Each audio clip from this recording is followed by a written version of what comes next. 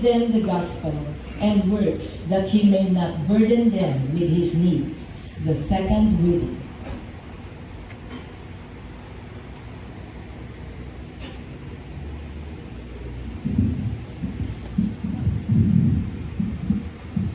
A reading from the first letter of St. Paul to the Thessalonians.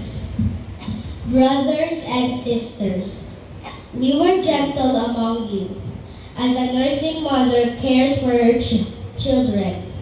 With such affection for you, we were determined to share with you not only the gospel of God, but our very selves as well.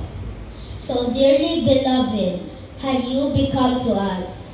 You recall, brothers and sisters, our toil and drudgery, working night and day, in order not to burden any of you.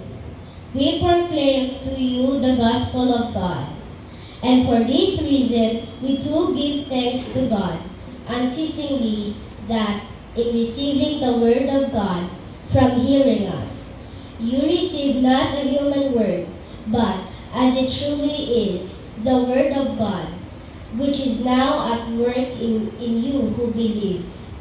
The word of the Lord. Thanks be to God. Alleluia, alleluia. You have but one Father in heaven, and one Master, the Christ. Alleluia, alleluia. Let us all stand to honor the Holy Gospel.